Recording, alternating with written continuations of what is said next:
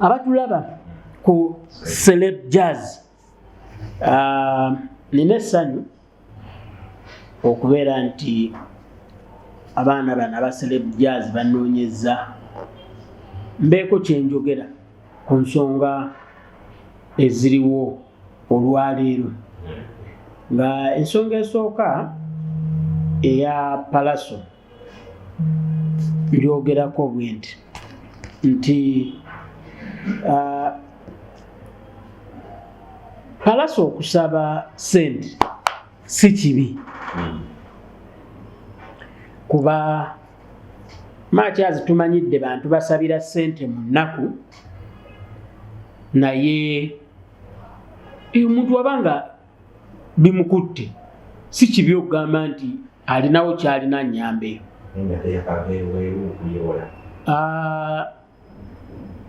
omuntu omulala ayinza okubeeraawo n'agamba nti omuyimbi abadde nabweru nga apafoominga naki naye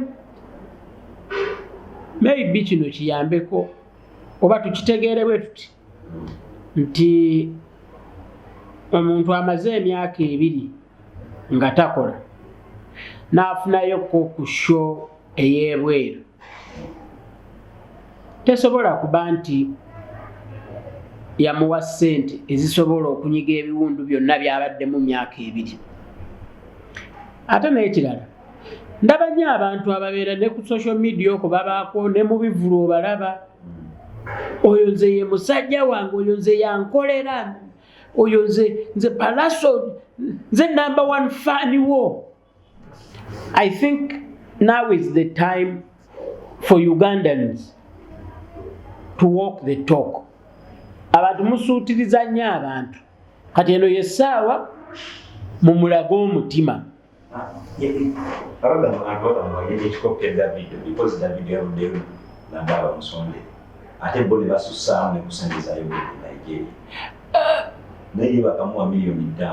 obviously yakikopye ku Davido, no question about it, but ebintu bingi ebikopeddwa world over. Byonna bye tukola wano mu Uganda ebisinga birina gye byasookera. Very few people have invented new ideas. Okitegeera? So lwakuba nti baba Nigeria nyinza okugamba nti balina omutima omugabi okutusinga. Bannayuganda nsuubira tetulina nnyo omutima mugabi. Twagala nnyo nga kyawerayo ssente agenda kikwatako akirabako awo. Naye nga yes, what I can say, I wish him luck. Abantu basobole omuwa ssente. Naye mukusooka yabadde siriyasi nninya biddawo nga ssente zitandise okujja mu interview gyakoze epamujjero. Nsuubira yabadde serious. By the way, it takes a lot of guts and courage okukola ekintu kye yakoze. Si kyangu okusaba ssente engeri eyo. It takes a lot of courage. But I wish him luck. Nze mwagaliza ate bannayuganda mwagala nnyo bino ebya omanyi oli agenda n'asonda emitwalo 2 ku mbaga y'omuntu n'amusanga n'amugamba nti asaba budget n'alabako saketi z'omunnyo 10 nga ziriko mitwalo 2 n'agamba nti eyo item 37 ngisonjodde. Engalo ne zivuga pwa okugitunulako nga ya mitwalo 2 n'amala n'akusanga n'agamba mukyala waffe ali ati because yasonda 2. Okitegeera? Kati wana abantu olala basondera Honorable Katulu bwama mukwano gwange ssente nga mulwadde omutima naye buli kugira ng'oli agamba oyo kato teyekyanga kuba omutima gwaffe ayinza okugukosa. Kakati mufuneeyo reason kwe mwogerera nti omusajja buli lwanaakuyitako ogamba oyo tankuba amazzi eyo mmotoka yaffe ffe twagisonda Range Rover. So omusajja mumuwe sente muwagira bannayuganda buli muwagizi wa Palaso maybe kuno kwe tunamanyira n'obungi bw'abawagizi be.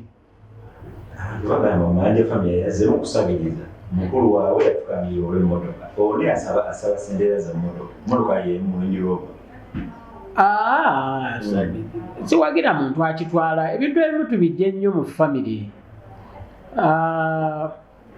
They are completely two different people in the picture. And trendsetter mugagga munene nnyo okusinga Palaso. Nze kyenjagala tutunulire. Trendsetter yani ye Davido yatandise ekintu kino.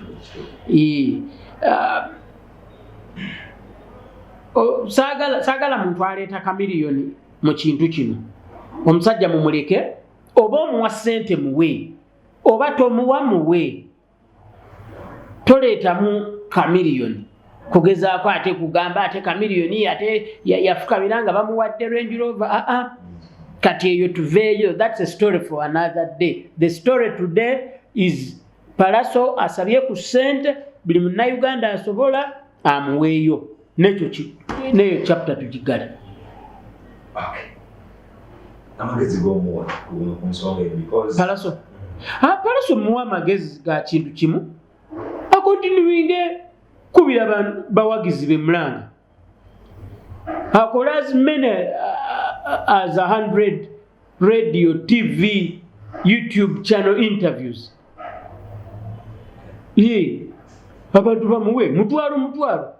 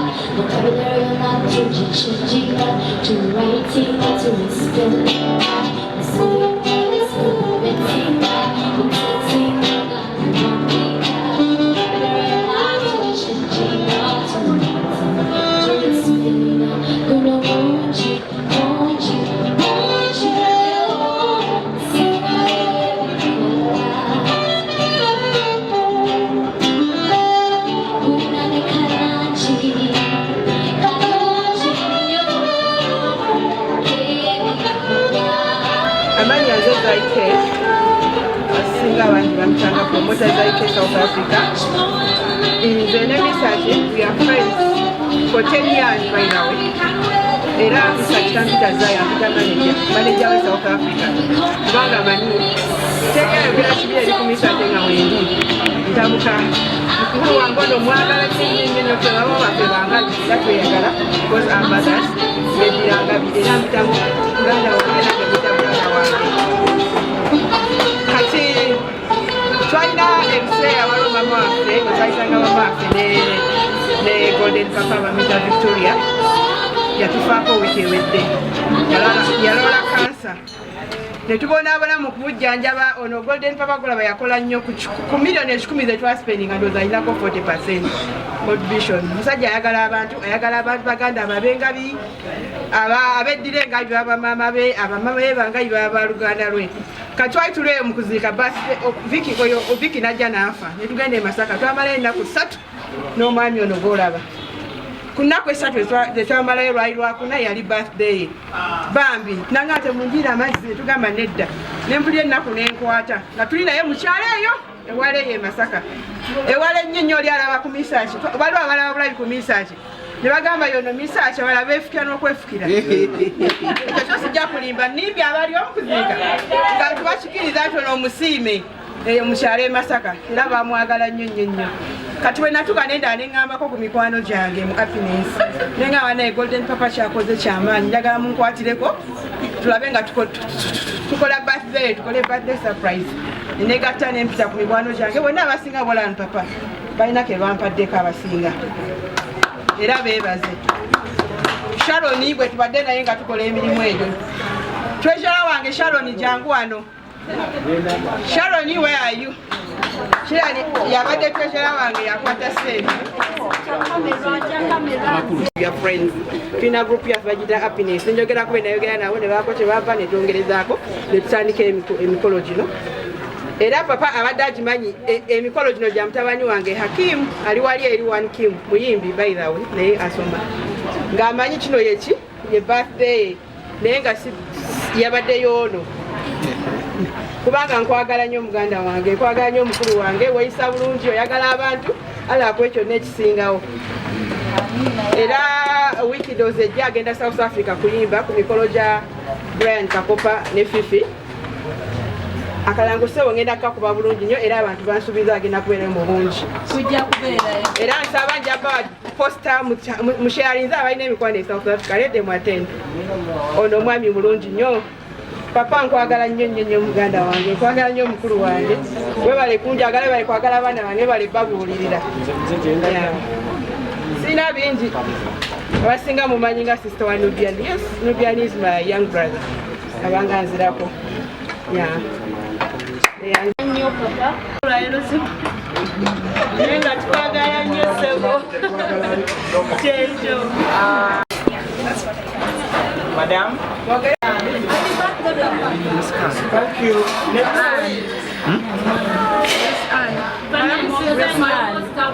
Balamusiza nnyo abaami n'abakyala mwenna abali wano amanyi agange nze nakitende brose ku gurupu nze Sase Makula papa. Thank you. Yeah, thanks so much. Madam, would you turn us? Amanya agange nze mwanje ali sina kyenyiza kwogera kirala but happy birthday papa. Okay, adakao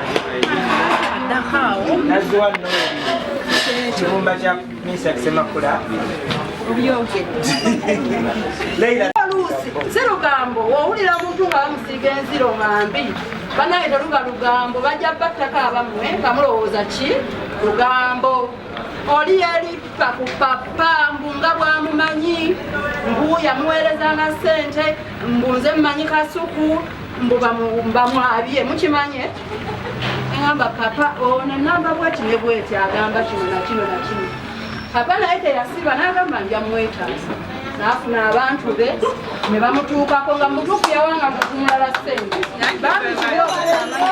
Thank you, Joe, tugende. Amanya agange nze nabatuddewo eriya mama Yali wange nemugoba. amanya agange nze Narubega Shami. Happy birthday papa. Eyansuubiza tebaza mukama okuwa obulamu ate n'abo abategekedde ddala amakula nga bakuteteekanyiza okuleeta era nze mbeebaza mwenna bakoze ekyo kyonna amanya kaggwaddeewo waalubaka division amanyi kanso tukwagaliza amazaalibwa amalungi oli bulungi keeke tewangwadde manchester bagikubangwa mu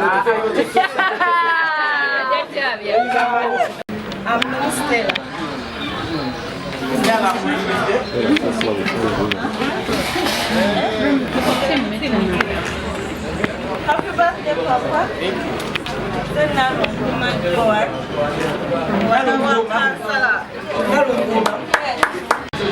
naye neebaza nnyo mukyala wange Aleni ali awo awo mu Golden Papa Family. Kagurupu kali awo yanzijanjaba nnyo era nentereera. Mbeebaza zaali mwebale kutegekera papa happy birthday. Ettaka ebuwaate eka 2 mu Manyago.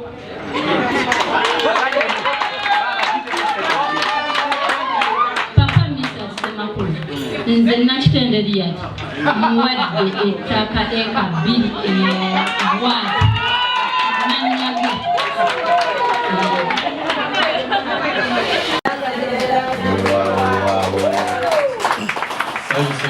Balaba nja kusaba bamawulire mu tubeere bali wetuti tusobole okuba nga ndabagana bulungi n'emikwano gyange. Neeyanzizza nnyo okusookera ddala nja kubasaba mwekubireko mu bugalo. Olunaku lwaleero ng'ennaku z'omwezi 19 Novemba 2021